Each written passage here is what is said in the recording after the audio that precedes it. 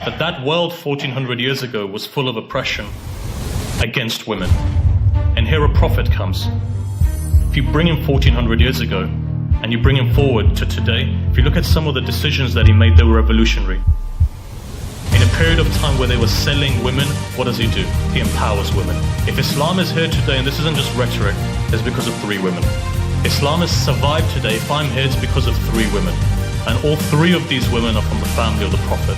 The first one was his wife. The reason why Islam survived was the financial support of his wife. And that tells you today, in the 21st century, women are not allowed to work. Go back to the teachings of the Prophet and see. His wife was one of the greatest business individuals. I wouldn't say businesswomen, she was probably the only woman on the market. But she was the greatest. In our terms, she was a billionaire. She was a successful woman at the age of 35.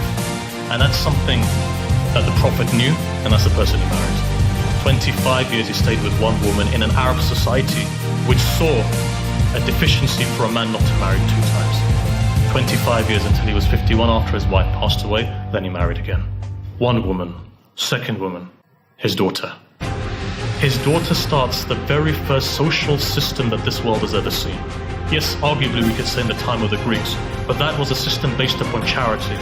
The modern day social system was started by a woman, and that woman was in Medina, and that woman was a daughter of the Prophet. If you go into history, you'll see this.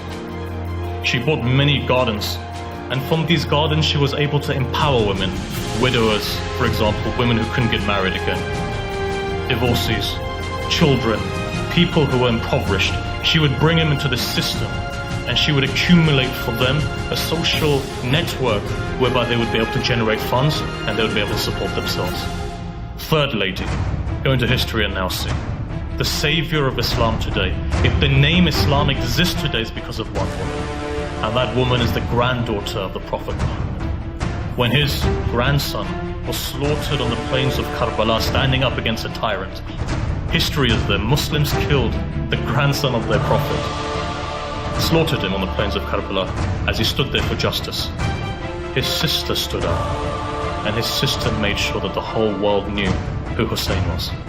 Today, if you find 1.5 billion Muslims, it's because of her. You just heard 20 million people gathered in Iraq for a pilgrimage to where? Karbala. What is Karbala? The shrine of this grandson.